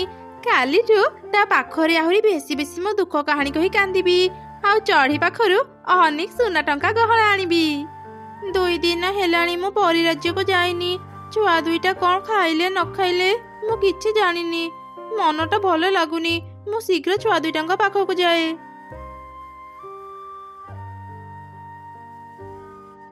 ମା, ତୁମେ ଆସିଗଲ? ଆମେ କେତେବେଳୁ ତୁମକୁ ଅପେକ୍ଷା କରିଥିଲୁ। ଭାରି ଭୋକ ଲାଗିଲାଣି ମା, ଶୀଘ୍ର କିଛି ଖାଇବାକୁ ଦିଅ। ହଁ ମୋ ପିଲାମାନେ, ଆଉ ଜମା ମନ ଦୁଃଖ କରନି। ମୁଁ ଆସି ଯାଇଛି। ମୁଁ ଏବେ ତମମାନଙ୍କ ପାଇଁ ବଢିଆ ବଢିଆ ଖାଇବା ଆଣୁଛି। ମା, କେବେ ତୁମେ ଆମକୁ ନିଜ ସାଙ୍ଗରେ ନେବ? ଆମକୁ ତୁମ ବିନା ରହିବାକୁ ଜମା ଭଲ ଲାଗୁନି। ମାରି ତମେ ମାନେ ଆଉ କିଛି ଦିନ ଅପେକ୍ଷା କର, ମୁଁ ଖୁବ୍ ଶୀଘ୍ର ତମ ମାନଙ୍କୁ ମୋ ସାଙ୍ଗରେ ମୋ ଘରକୁ ନେଇଯିବି। ତମେ ମାନେ ତ ଜାଣିନ, ତମେ ମାନେ 1 ବର୍ଷର ନହେଲେ ଯାଏ ମୁଁ ତମ ମାନଙ୍କୁ ଏଠୁ କୁଆଡେ ବି ନେଇପାରିବିନି, କାରଣ ତମେ ମାନେ ପରିଛୁଆ। 1 ବର୍ଷ ହେଲେ ଯାଇ ତମେ ମାନେ ନିଜ ରୂପ ବଦଳି ମୋ ସାଙ୍ଗରେ ରହିପାରିବ। ସେତେବେଳେ କେହି ତମ ମାନଙ୍କର କିଛି କ୍ଷତି କରିପାରିବେନି। ମୁଁ ତମ ମାନଙ୍କୁ ମୋ ନିଜ ଝିଅ ପରି ରଖିବି। କିଛି ସମୟ ପରେ ଚଢ଼େଇ ତା ଘରକୁ ଫେରିଲା। ତଳେ ତାକୁ କାଉ ଅପେକ୍ଷା କରି ରହିଥିଲା। ସେ ଯେମିତି ଚଢ଼େଇକୁ ଦେଖିଲା, ମନରେ ଚିନ୍ତା କଲା, ଏତେ ଦିନ ହେଇଗଲାଣି ଚଢ଼େଇ ମୋ ସହ ଆଉ ଦେଖା କରୁନି କି ମତେ କିଛି ଉପହାର ବି ଦେଉନି। ନା, ବହୁତ ହେଇଗଲା। ଆଜି ଯେମିତି ବି ହଉ ମୁଁ ଚଢ଼େଇ ପାଖରୁ ତା ଯାଦୁର ଲାଠି ନେଇଯିବି, ତାପରେ ସବୁ କିଛିର ମାଲିକାଣୀ ମୁଁ ହେବି। ଏମିତି ଚିନ୍ତା କରି କାଉ ହସୁଥିଲା। ସେତେବେଳେ ଗୋଟେ ଶିକାରୀ ଚିଲ ସେ ରାସ୍ତାରେ ଯାଉଥିଲା। କାଉକୁ ଏକା ଦେଖି ସେ କାଉ ଉପରେ ଜାଲ ପକେଇଲା। ଏଇ କଣ? କିଏ ମତେ ଏମିତି ଜାଲରେ ବନ୍ଦୀ କଲା? ଛାଡ଼ି ଦିଅ ମତେ, ମୋ ଉପରେ ଦୟା କର। ନା ନା, ମୁଁ ତତେ ଛାଡ଼ିବିନି। ବହୁତ ଦିନ ପରେ ଯାଇ ତତେ ପାଇଲି। ତୋ ସ୍ୱାମୀ ମୋ ପାଖରୁ ଟଙ୍କା ଧାର ନେଇ ଏ ଜଙ୍ଗଲ ଛାଡ଼ି ଚାଲି ଯାଇଛି। ତାକୁ ସିନା ପାଇଲେନି, ହେଲେ ତତେ ମୁଁ ପାଇଛି। ଏବେ ମୁଁ ତତେ ବିକି ମୋ ଟଙ୍କା ଆଦାୟ କରିବି। ମୋ ସ୍ୱାମୀ ଆପଣଙ୍କର କ୍ଷତି କରିଛନ୍ତି, ସେଥିରେ ମୋର କଣ ଭୁଲ? ମୋ ଉପରେ ଦୟାକରି ମତେ ଛାଡ଼ି ଦିଅନ୍ତୁ। ଏମିତି କାଉ କାନ୍ଦୁଥିଲା। ଦୁଷ୍ଟ ଚିଲ ତାକୁ ଛାଡ଼ିଲାନି। ସେତେବେଳେ କାଉର କାନ୍ଦ ଶୁଣି ଚଢ଼େଇ ତା ପାଖକୁ ଆସିଲା। ଏ କଣ କାଉ ଭଉଣୀ, ଏ ଦୁଷ୍ଟ ଚିଲ ତୁମକୁ ବନ୍ଦୀ କରିଛି? ହଁ ଚଢ଼େଇ, ଏ ଦୁଷ୍ଟ ଚିଲ ମତେ ବନ୍ଦୀ କରି ମୋର କ୍ଷତି କରିବାକୁ ଚାହୁଁଛି। ଚଢ଼େଇ, ମତେ ରକ୍ଷା କର। ଏଇ, କିଏ ତୁ? ଏଇଠାକୁ କାହିଁକି ଆସିଛୁ? ବଞ୍ଚିବାକୁ ଯଦି ଚାହୁଁଛୁ ଶୀଘ୍ର ଏଠାରୁ ପଳା, ନହେଲେ ତୋର ବି ଅବସ୍ଥା ଏମିତି ହେବ। ଦୁଷ୍ଟ ଚିଲ, ତୁ ମତେ ଭୟ ଦେଖାଉଛୁ? ରହ, ମୁଁ ଏବେ ତତେ ଶାସ୍ତି ଦଉଛି। ଚଢ଼େଇ ତା ଯାଦୁର ଲାଠି ଦ୍ୱାରା ଚିଲକୁ ମାରିଦେଲା, ଆଉ କାଉକୁ ଜାଲରୁ ମୁକ୍ତ କଲା। ତତେ ବହୁତ ବହୁତ ଧନ୍ୟବାଦ ଚଢ଼େଇ, ତୁ ଆଜି ମତେ ରକ୍ଷା କଲୁ। ହେଲେ ମୁଁ ତୋର କ୍ଷତି କରିବାକୁ ଚାହୁଁଥିଲି। ତୋ ପାଖରୁ ଏ ଯାଦୁର ଲାଠି ନେଇ ମୁଁ ସବୁ କିଛିର ମାଲିକାଣୀ ହେବାକୁ ଚାହୁଁଥିଲି, କିନ୍ତୁ ମୋ ବିପଦ ସମୟରେ ତୁ ଆଜି ମୋର ଜୀବନ ରକ୍ଷା କଲୁ। ସତରେ ଚଢ଼େଇ, ତୁ ବହୁତ ଭଲ। ମତେ କ୍ଷମା କରିଦେ, ମୁଁ ଆଉ କେବେ ତ ଖରାପ କଥା ଚିନ୍ତା କରିବିନି।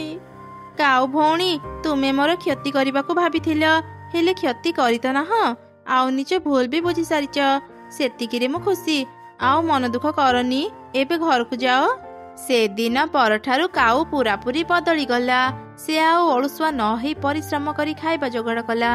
ଏହିପରି 1 ବର୍ଷ ବିତିଗଲା। ଚଢ଼େଇ 2 ପରିଛୁଆଙ୍କୁ ନିଜ ଘରକୁ ନେଇ ଆସିଲା, ଆଉ ତାଙ୍କର ନିଜ ଝିଅ ପରି ଦେଖାଶୁଣା କରୁଥିଲା।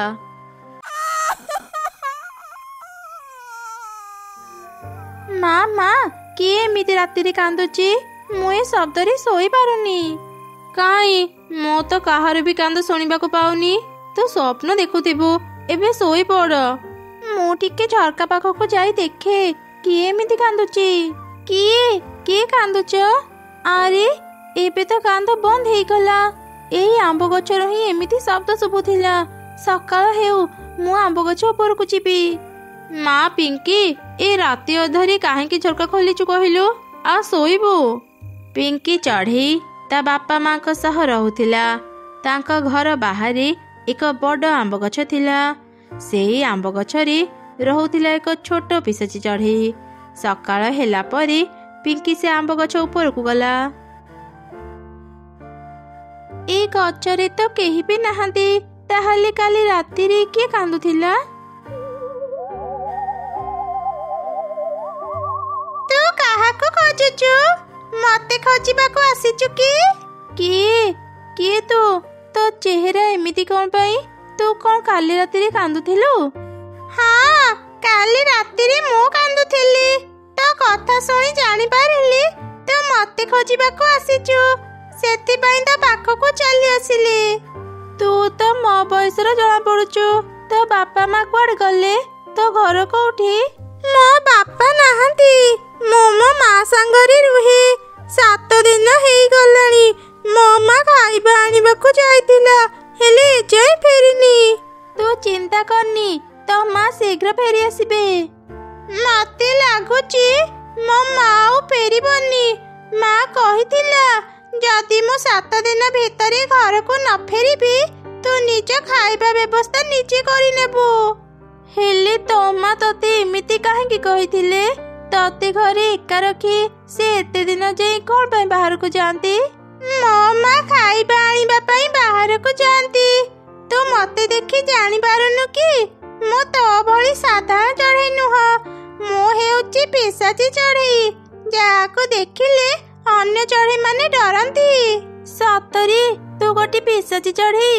ହେଲେ ମତେ ତ ତୁ ଗୋଟେ ସାଧାରଣ ଚଢ଼େଇ ପରି ଲାଗୁଛୁ। ତୋ ମା ତ ଅନେକ ଦିନ ହେଇଗଲାଣି ବାହାରକୁ ଗଲେଣି। ତୁ କଣ ଖାଇଛୁ?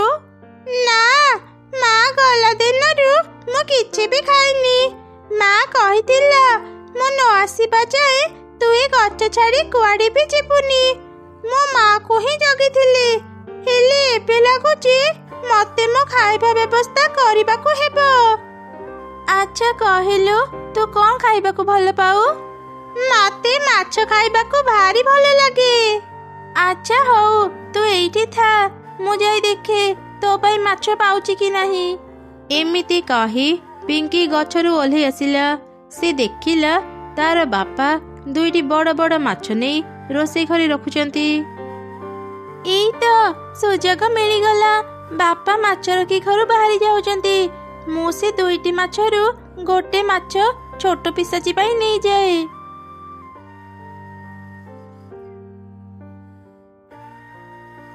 ଚଢ଼େଇ ଛୁଆ, ଏ ମାଛ ପାଇଁ ତତେ ବହୁତ ବହୁତ ଧନ୍ୟବାଦ। ତୁ ମୋ ପାଇଁ ମାଛ ଆଣି ଦେଉଛୁ। ତୋ ଘରେ ତତେ ରାଗିବେନି? ମୁଁ ମାଛ ଆଣିଲା ବେଳେ ମତେ କେହି ବି ଦେଖି ନାହାନ୍ତି। ଏକଥା କେହି ଜାଣିପାରିବେନି। ଆଚ୍ଛା ପିଶାଚି ଛୁଆ, ତୁ ଏତେ ବଡ଼ ମାଛ କେମିତି ଖାଇବୁ? ମାଛ କାଟିକି ରାନ୍ଧିବା ତୁ କଣ ଜାଣିଛୁ? ସେସବୁ କିଛି ବି ଦରକାର ପଡ଼ିବନି। ତୁ ଖାଲି ଦେଖେ ମୁଁ ଏ ମାଛ କେମିତି ଖାଉଛି। ଆରେ ପିଶାଚି ଛୁଆ, ତୁ ଏକାଥରକେ କେମିତି ଏତେ ବଡ଼ ମାଛ ଗିଳିଦେଲୁ? ତୋ ତଣ୍ଟିରେ ଲାଗିଯିବ ଯେ। ତୁ ପାଣି ପିଇବୁ କି? ମୁଁ ଆଣିଦେବି। ତୁ ବୋଧେ ଭୁଲି ଯାଉଛୁ, ମୁଁ ହେଉଛି ପିଶାଚି ଛୁଆ। ଏମିତି ବଡ଼ ବଡ଼ ଆହୁରି 2-3ଟା ମାଛ ମୁଁ ଏକାଥରକେ ଗିଳି ପାରିବି। ମୋର ପାଣି ଦରକାର ହେବନି। ବାଃ, ଖୁବ୍ ଭଲ ତ। ମୁଁ ବି ଯଦି ତୋ ଭଳି ଗୋଟେ ପିଶାଚି ଚଢ଼େଇ ହେଇଥାନ୍ତି ଖୁବ୍ ଭଲ ହେଇଥାନ୍ତା। ଏମିତି କଥା ହେଇ ସେମାନେ ହସିଲେ। ସେପଟେ ଗୋଟେ ମାଛ ନ ପାଇ ପିଙ୍କିର ବାପା ମା ଝଗଡ଼ା କରୁଥିଲେ। ତମେ ପରା ଏଇଠି 2ଟା ମାଛ ରଖିଥିଲ, ଆଉ ଗୋଟେ ମାଛ କୁଆଡ଼େ ଗଲା? ବିଲେଇ ନେଇଗଲାନି ତ? ଗୋଟେ କାମ ତମେ ଠିକରେ କରିପାରନି। ରୋଷେଇ ଘରର କବାଟ ତ ବନ୍ଦ ଥିଲା। ବିଲେଇ ଭିତରକୁ ଆସି ମାଛ ନେଲା କେମିତି? ମାଛଟା ବି ବଡ଼ ଥିଲା। ବିଲେଇ ଯଦି ଘୋଷାଡ଼ି ଘୋଷାଡ଼ି ନେଇଥାନ୍ତା ମାଟିରେ ଚିହ୍ନ ତ ପଡ଼ିଥାନ୍ତା। ହେଲେ ଏଠି ଜମା ବି ଚିହ୍ନ ନାହିଁ। ବିଲେଇ କେମିତି ମାଛ ଖାଇଲା ମୁଁ ତ କିଛି ବି ବୁଝିପାରୁନି। ଛାଡ଼, ଯାହା ହେବାର ତ ହେଇଗଲା। ଆଉ କଣ ସେ ମାଛ ଫେରି ଆସିବ? ସକାଳୁ ସକାଳୁ ମୋ ମୁଣ୍ଡ ଗରମ ହେଇଗଲା। କ୍ଷମା କରିବୁ ଚଢ଼େଇ ଛୁଆ, ମୋ ପାଇଁ ଆଜି ତ ବାପା ମା ଝଗଡ଼ା ଲାଗିଲେ। ନା ନା, ତୁ ଚିନ୍ତା କରନି। ମୋ ବାପା ବହୁତ ଭଲ। ସେ ଆଉ ଥରେ ବଜାରରୁ ମାଛ ନେଇ ଆସିବେ। ବହୁତ ଡେରି ହେଲାଣି, ତୁ ଏବେ ଘରକୁ ଯା, ନହେଲେ ତୋ ମା ତୋ ପାଇଁ ବ୍ୟସ୍ତ ହେବେ। ଆଚ୍ଛା ହଉ ପିଶାଚି ଛୁଆ, ମୁଁ ଏବେ ଯାଉଛି। ଯଦି କିଛି ଦରକାର ହୁଏ ମତେ କହିବୁ, ମୁଁ ଏଇ ପାଖରେ ଅଛି। ତାପରେ ପିଙ୍କି ତା ଘରକୁ ଫେରିଗଲା। ସନ୍ଧ୍ୟାରେ ସେ ତା ସାଙ୍ଗମାନଙ୍କ ସହ ଲୁଚକାଳି ଖେଳୁଥିଲା। ପିଙ୍କିର ସାଙ୍ଗମାନେ ସବୁ ଜାଗାରେ ଲୁଚିଗଲେ। ଢିତ୍, ମତେ ଜମା ବି ଭଲ ଲାଗେନି। ସବୁଦିନ ମୋ ସାଙ୍ଗମାନେ ମତେ ହିଁ ଚୋର କରିବେ। ସମସ୍ତଙ୍କୁ ଖୋଜୁ ଖୋଜୁ ଏତେ ସମୟ ଚାଲିଯିବ ଯେ ମୁଁ ନିଜେ ଖେଳିବାକୁ ସମୟ ପାଇବିନି। ପିଙ୍କି, ଏ ପିଙ୍କି, ମୋ ପାଖକୁ ଆସେ। ହଁ କହ, କଣ କହିବୁ? ତୁ ଚାହିଁଲେ ମୁଁ ତତେ କହିପାରିବି ତୋ ସାଙ୍ଗମାନେ କୋଉ କୋଉ ଜାଗାରେ ଲୁଚିଛନ୍ତି। ହଁ ହଁ, ମତେ କହ ସେମାନେ କୋଉ ଜାଗାରେ ଲୁଚିଛନ୍ତି। ହେଲେ ତୁ ଏକଥା କେମିତି ଜାଣିଲୁ? ଆରେ ମୁଁ ଗୋଟେ ପିଶାଚି, ଏସବୁ ଜାଣିବା ମୋ ପାଇଁ କଷ୍ଟ ନୁହଁ। ଏମିତି ସେ ପିଶାଚି ଛୁଆ ପିଙ୍କିକୁ ତା ସାଙ୍ଗମାନେ ଲୁଚିଥିବା ଜାଗା କଥା କହିଦେଲା।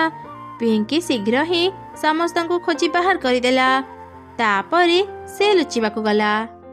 ସାଙ୍ଗ ପିଶାଚି, ମତେ ଗୋଟେ ଏମିତି ଜାଗା କହ ଯୋଉଠି ମୁଁ ଏବେ ଲୁଚିଲେ ମୋ ସାଙ୍ଗମାନେ ମତେ ଖୋଜିକି ପାଇବେନି। ହଁ ହଁ, ସେମିତି ଗୋଟେ ଜାଗା ଅଛି। ତୋ ଘର ଠାରୁ କିଛି ଦୂରରେ ଏକ ଭଙ୍ଗା ଘର ଅଛି। ଯା ସେଠି ଲୁଚିବୁ। ତୋ ସାଙ୍ଗମାନେ ତତେ ଯେତେ ଖୋଜିଲେ ବି ପାଇବେନି। ଧନ୍ୟବାଦ ପିଶାଚୀ ସାଙ୍ଗ, ଏବେ ମୁଁ ଯାଉଛି। ତାପରେ ପିଙ୍କି ସେ ଘରକୁ ଗଲା। ତାର ସାଙ୍ଗମାନେ ତାକୁ ଚାରିଆଡେ ଖୋଜିଲେ, ହେଲେ ତାକୁ ପାଇଲେନି। ଆମେ ସବୁ ଜାଗାରେ ଖୋଜିଲେ, ହେଲେ କାହିଁ ପିଙ୍କିକୁ ତ ଆମେ ପାଇଲେନି। କିଛି ସମୟ ପରେ ରାତି ହେଇଯିବ। ଚାଲ ଚାଲ ତା ମାକୁ ଶୀଘ୍ର ଏକଥା କହିବା। ଏମିତି ସବୁ ଚଢ଼େଇଛୁଆ ଆସି ପିଙ୍କିର ମାକୁ ସବୁ ଘଟଣା କହିଲେ। ତାଙ୍କର ଶବ୍ଦରେ ପିଶାଚୀ ଛୁଆର ନିଦ ଭାଙ୍ଗିଗଲା। କଣ ହେଲା? ପିଙ୍କି ଏଯାଏଁ ଘରକୁ ଫେରିନି? ତାର କିଛି ହେଇନି ତ? ମୁଁ ସେ ଭଙ୍ଗା ଘରକୁ ଯାଇ ଦେଖେ। ଏମିତି କହି ପିଶାଚୀ ଛୁଆ ଶୀଘ୍ର ସେ ଭଙ୍ଗା ଘରକୁ ଗଲା। ସେ ଦେଖିଲା ଘରର କବାଟ ଶକ୍ତ ଭାବରେ ଲାଗିଛି।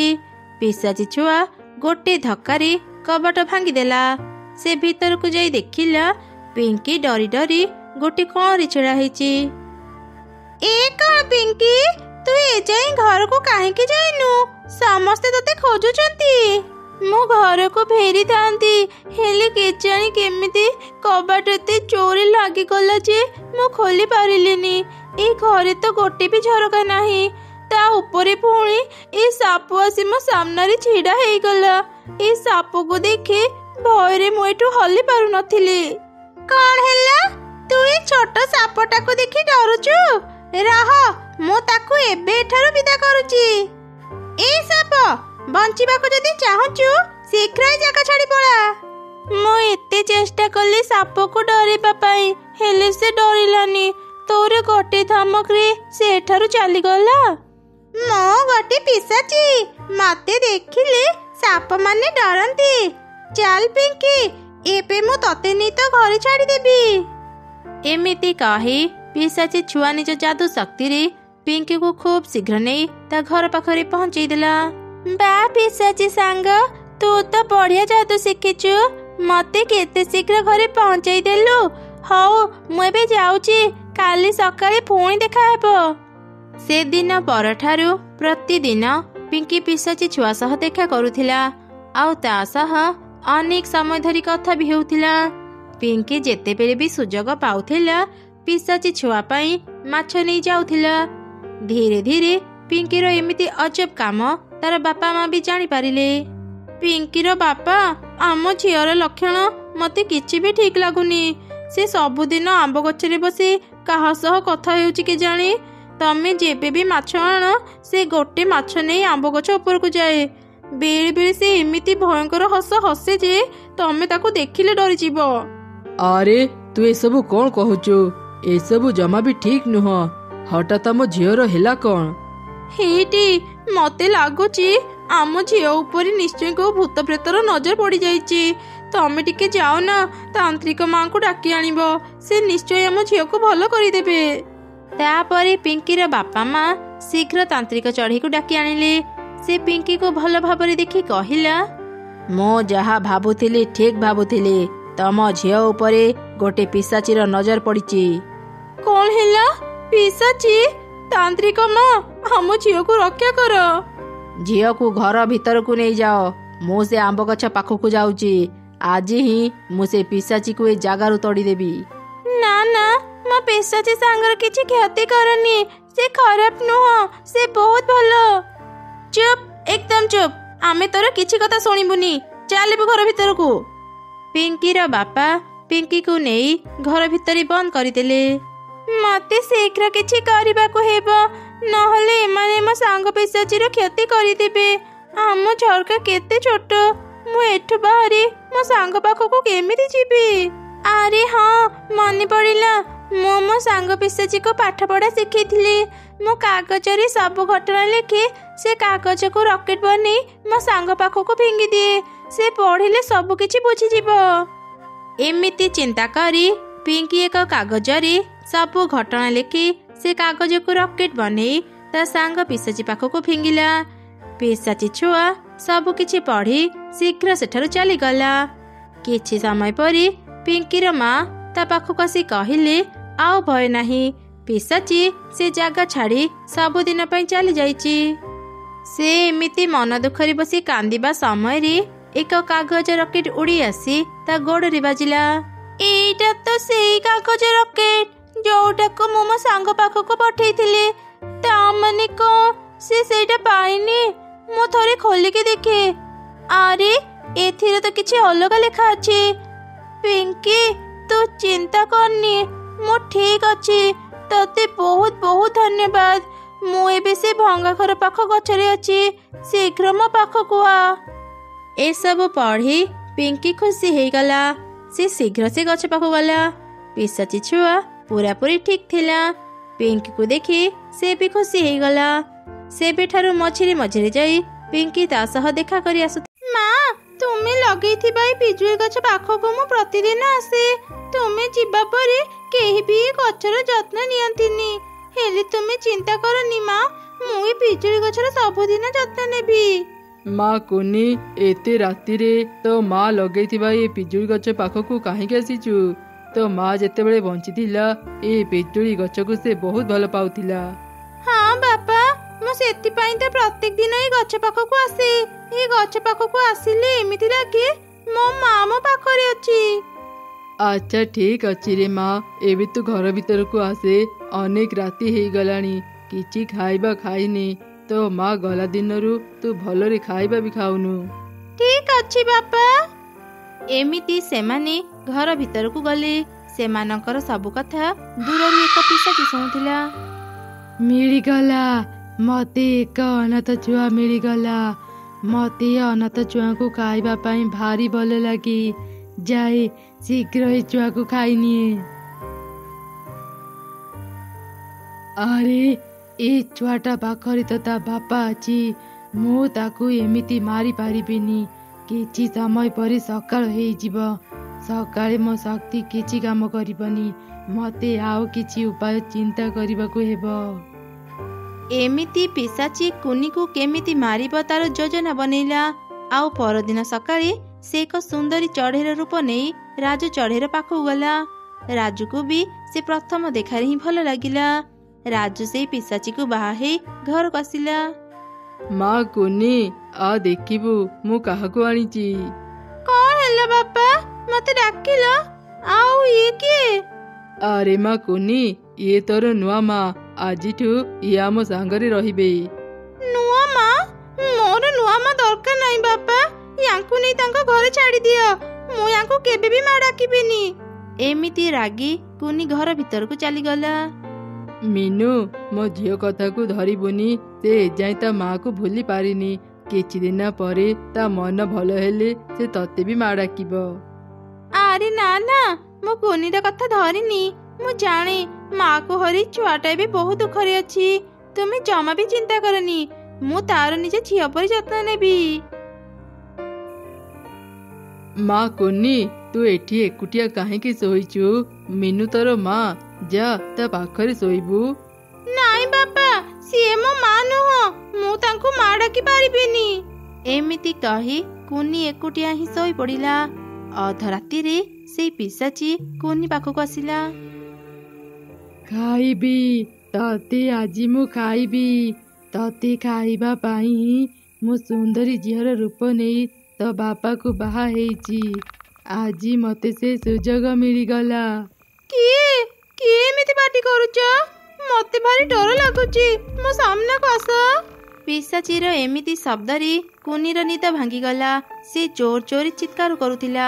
ସେତେବେଳେ ପିଶାଚି ମିନୁର ରୂପ ନେଇ କୁନିକୁ ଧରିଲା। କିଏ କିଏ ମୋ ହାତ ଧରିଲ? ଛାଡ ଛାଡ ମତେ। ଆରେ ଝିଅ ଡରନି, ମୁଁ ତୋର ମା ମିନୁ। ଦେଖ ମତେ। ନା, ତୁମେ ମୋ ମା ନୁହଁ। ମୁଁ ତୁମକୁ ଦେଖିବିନି। ତୁମକୁ ଦେଖିଲେ ମତେ ଭାରି ଡର ଲାଗେ। ବାପା ବାପା, ମତେ ବଞ୍ଚାଅ। ଆରେ ପାଟି କାହିଁକି କରୁଛୁ? କେହି ତ କଥା ଏଠି ଶୁଣିବେନି। ଆ ମୋ ପାଖକୁ ଆ। ମୁଁ ତତେ ବହୁତ ଧୀରେ ଧୀରେ ଖାଇବି। ତତେ ଜମା ବି କଷ୍ଟ ହେବନି। ପିଶାଚିର ଏମିତି କଥା ଶୁଣି କୁନି ଭୀଷଣ ଡରିଗଲା। ସେ ଦୌଡ଼ି ଯାଇ ତା ମା ଲଗେଇଥିବା ପିଜୁଳି ଗଛକୁ ଜାବୁଡ଼ି ଧରିଲା। ଏମିତି ଦେଖି ତ ପିଶାଚି ଆହୁରି ହସିଲା। ମୋ ସାଙ୍ଗରେ ମୂଷା ବିଲେଇ ଖେଳୁଛୁ? ଯା ଯା ଯେତେ ଦୂରକୁ ଯାଉଛୁ ଯା, ମୁଁ ତତେ ଆଜି ଧରିକି ହିଁ ରହିବି। ସେପଟେ କୁନି ପିଜୁଳି ଗଛ ପଛପଟେ ଲୁଚି ରହିଲା। ପିଶାଚି ତାକୁ ଧରିବା ପାଇଁ ଯେମିତି ପିଜୁଳି ଗଛ ପାଖକୁ ଗଲା, ହଠାତ୍ ଏକ ଅଦୃଶ୍ୟ ଶକ୍ତି ପାଇଁ ସେ କୁନିର କ୍ଷତି କରିପାରିଲାନି। ଏ ସବୁ ପାଟିତୁଣ୍ଡ ଶୁଣି ରାଜୁ ଚଢ଼ି ବାହାରକୁ ଆସିଲା। ଆରେ ମିନୁ, ଏତେ ରାତିରେ ତୁ ଘର ବାହାରେ କାହିଁକି ଅଛୁ? କୁନି ତା ମାକୁ ଭାରି ମନେ ପକାଉଥିଲା। ସେ କହିଲା ସେ ପିଜୁଳି ଗଛ ପାଖକୁ ଆସିବ, ସେଥିପାଇଁ ମୁଁ ତା ସାଙ୍ଗରେ ବାହାରକୁ ଚାଲି ଆସିଲି। ଓ ଆଚ୍ଛା, ଏ ପିଜୁଳି ଗଛକୁ କୁନିର ମା ବହୁତ ଭଲ ପାଉଥିଲା। କୁନିକୁ ଏମିତି ଲାଗେ ତା ମା ଏ ଗଛ ପାଖରେ ହିଁ ଅଛି, ସେଥିପାଇଁ ସେ ସବୁବେଳେ ଦୌଡ଼ିକି ଏ ଗଛ ପାଖକୁ ଚାଲି ଆସେ। ଆଚ୍ଛା ଏମିତି କଥା। ହଉ କୁନି ଏଇଠି ଥାଉ, ଚାଲ ଆମେ ଘର ଭିତରକୁ ଯିବା। ମା କୋଉଠି ଅଛ ମା? ଇଏ ଚଢ଼େଇ ନୁହଁ, ଇଏ ଗୋଟେ ପିଶାଚି। ମତେ ଇଏ ମାରିଦେବ ମା, ମତେ ରକ୍ଷା କର। କୁନି ତୁ ଆଉ କାନ୍ଦିନି ମା। ମା ତୁମେ ଆସିଗଲ? ମୁଁ କୁଆଡେ ବି ଯାଇନି ରେ ଧନ, ମୁଁ ତ ପାଖରେ ହିଁ ଅଛି। ଏବେ ତୁ ଘରକୁ ଯା। ଠିକ ଅଛି ମା, ମୁଁ ଏବେ ଘରକୁ ଯାଉଛି। ହେଲେ ମତେ ଯେତେବେଳେ ବି ଡର ଲାଗିବ ମୁଁ ତୁମ ପାଖକୁ ଚାଲି ଆସିବି। ଏମିତି ସେ ରାତି ବିତିଗଲା। ପରଦିନ ସକାଳେ ରାଜୁ, ତମକୁ ଗୋଟେ କଥା କହିଥାନ୍ତି। ଏଇ ପିଜୁଳି ଗଛରେ ପୋକ ହେଇଯାଇଛନ୍ତି, ଏଇ ଗଛକୁ ଶୀଘ୍ର କାଟିଦିଅ। ପୋକରା ପିଜୁଳି ଖାଇଲେ ଆମ ପେଟ ଖରାପ ହେଇଯିବ।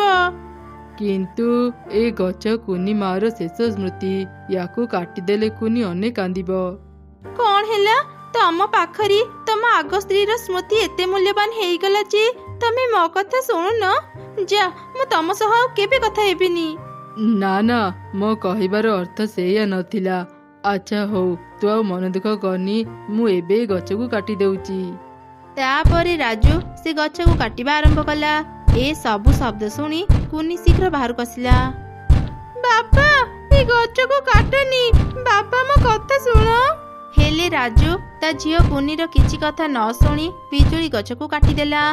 ସେହି ଗଛରୁ ଗୋଟେ ପିଜୁଳି ତଳେ ପଡ଼ି ସେଠି ରହିଗଲା। ବାକି ଗଛକୁ ରାଜୁ ଆଉ ମିନୁ ନେଇ ସେଠାରୁ ଚାଲିଗଲେ। ଯୋଉ ପିଜୁଳିଟି ତଳେ ପଡ଼ିଥିଲା, ହଠାତ୍ ସେ କଥା କହିଲା। ମା କୁନି, ତୁ ମନ ଦୁଃଖ କରନି, ମୁଁ ଏଇ ପିଜୁଳି ଭିତରେ ଅଛି।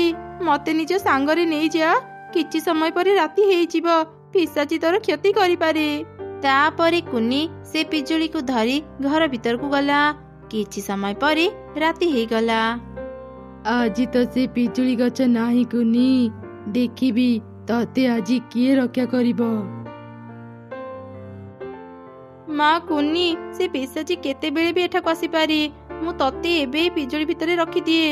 ସକାଳେ ପିଶାଚିର ଶକ୍ତି କାମ କରିବନି, ସେତେବେଳେ ମୁଁ ତତେ ପିଜୁଳିରୁ ବାହାର କରିଦେବି।